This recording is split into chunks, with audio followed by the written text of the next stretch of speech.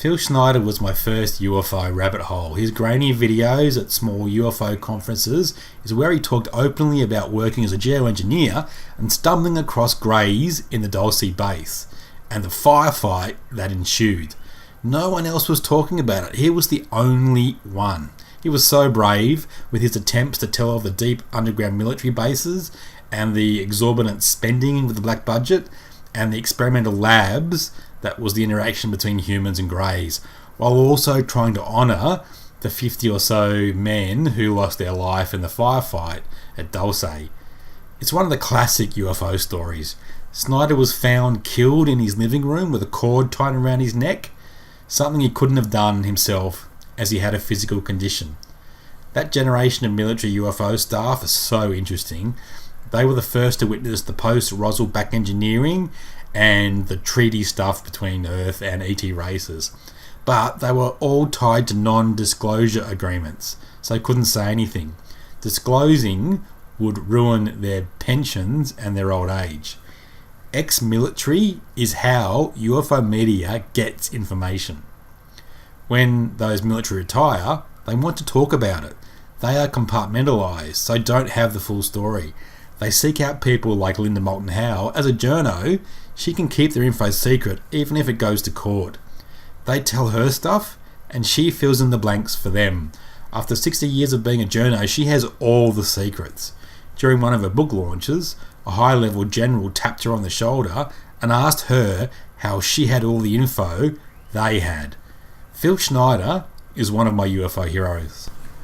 Was Phil Schneider the first wave of Project Bluebeam, or the first person to go against the military-industrial complex around ET stuff? I don't know. I'd like to think not. And the next thing I know, this blue beam hit me and just literally opened me up like a fish. Blue beam, blue beam, blue beam. But he said those damn words, blue beam. He got hit with a blue beam. The most important part of his story, the most amazing thing in his legacy, is a blue beam of light from an ET blowing his fingers off. It just doesn't feel right anymore. It feels like Project Bluebeam. I've been thinking a lot about Project Bluebeam lately. It's given me some peace to understand that yes, there is a healthy amount of disinfo in UFO media, and that's solely to create military contracts. Follow the money, right? UFO media is a small part of the media psyop funded by Rockefeller Incorporated. J. Allen Hynek had an office in the Rockefeller building. So for me, the whole movement we love so much is kind of bipolar. That's okay, I still love it, and I still think it's the way forward. The double-edged sword for me is military is the one giving whistleblower testimony and the one receiving big contracts. As a journo, you have to trust your sources. You can't make out everyone is disinfo. For me, the first thing I look at is, are the person's parents military? And if that's the case, a red flag goes up. They tend to, like the Freemasons, keep it in the family. Which leads me to the reason for this video. Phil Schneider, my first UFO rabbit hole.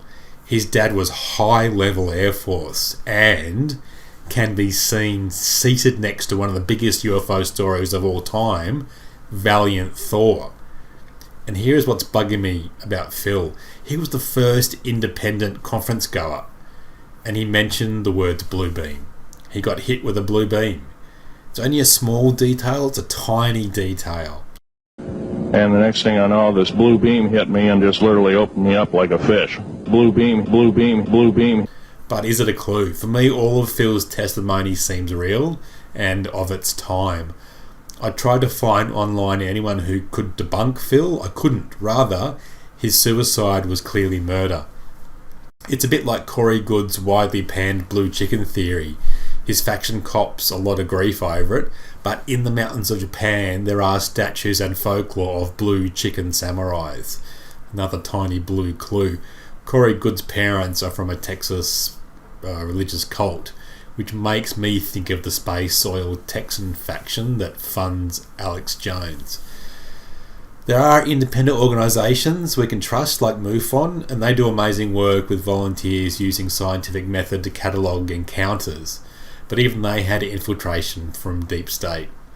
volunteer organisations are not like companies. They run on the blood, sweat and tears of volunteers, and it's really easy to derail them by taking out a couple of the heavy lifters. The MUFON data set is probably the most important thing in UFO media, yet this important resource is left to sit in isolation instead of using it like a battering ram to get people's attention. And then we have the independents like Robert Bigelow, who bought the infamous Skinwalker Ranch and ran the NIDS program, trying to document the paranormal activity. He's now heavily embedded in space contracts, building habitats.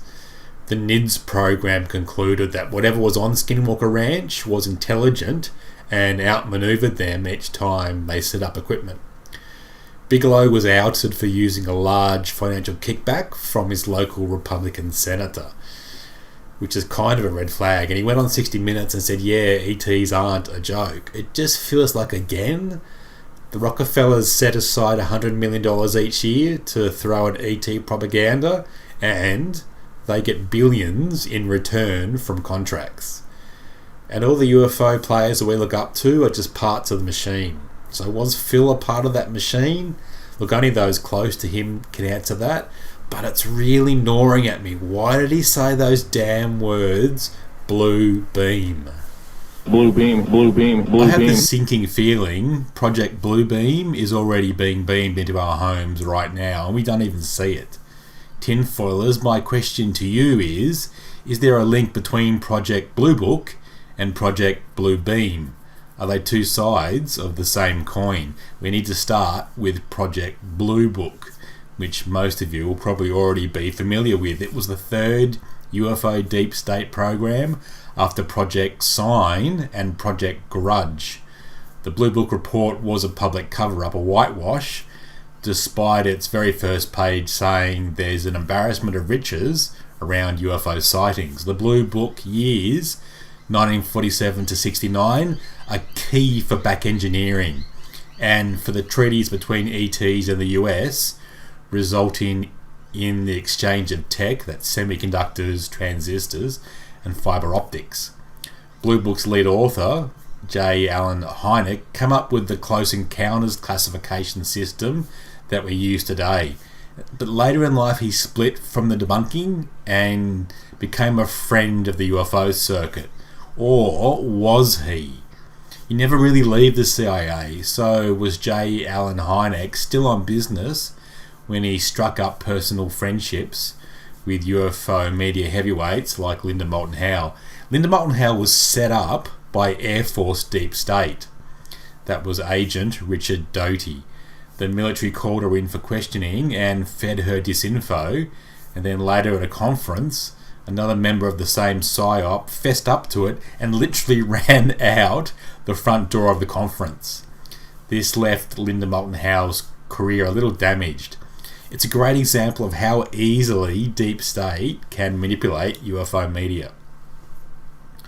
Richard Doty appeared last year on Fade to Black. It's a really interesting interview.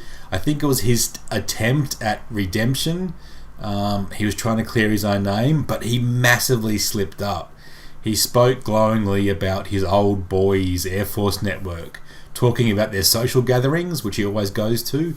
These old boy networks are no longer employed by Air Force, but they still act like they are. Their egos are huge and they are dangerous. They are dangerous to networks like UFO media, who rely on military whistleblowers to tell the truth. UFO media gets all its insider info from military whistleblowers.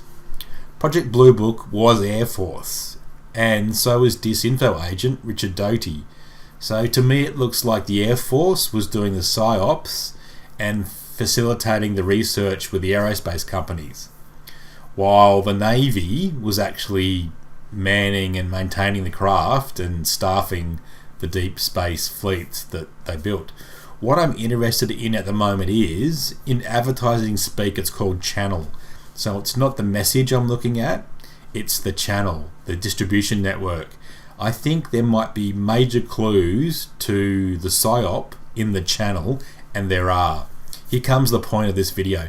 CIA is set up to lie to the public. That's what its role is to snoop and then do PSYOPs. is Project Blue Beam the follow-up program to Project Blue Book? Both having blue in their name is kind of a giveaway.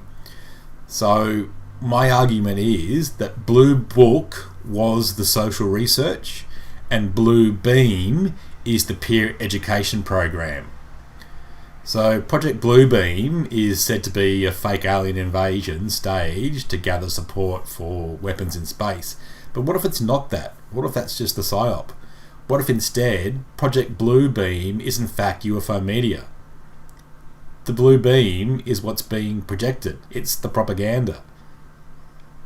Is that why all my favourite UFO media talking heads do the reptile tongue flick? Because they are part of the lizard cult, which goes straight to the Rockefellers and then internationally onto the Rothschilds. Is this the reason Mike Barra found a photo with UFO heavyweights Dr. Greer and Linda Moulton Howe hanging out with Rockefellers? Is this the edges of the PSYOP? Blue Beam is a media PSYOP beamed into our lives via UFO media and TV series and movies and books. It's all one big ET PSYOP. Doesn't mean ETs aren't real, it just means they're not that interested in us. For me, the smoking gun is the cult tongue flicks that all my favourite UFO media do. They all do it. If they all do it, they are all part of the same cult. The other smoking gun is UFO media targets government instead of aerospace. We all know aerospace companies are the holders of the knowledge, but how many UFO media videos are about government or about military? It's kind of a bait and switch. They appear to be looking when they're not really looking in the right place. So Project Blue Book was the initial research, and Project Blue Beam is the follow-up community education program. In the same way, TDSA is a community education program. TDSA makes sense when you view it through this paradigm of being a peer education or community education program. It's the only way to view TDSA. It doesn't make any sense otherwise. So Project Blue Beam has always been seen as an end game, like an end event, something we're waiting to happen, when it's probably more likely already underway and the evidence is all around us.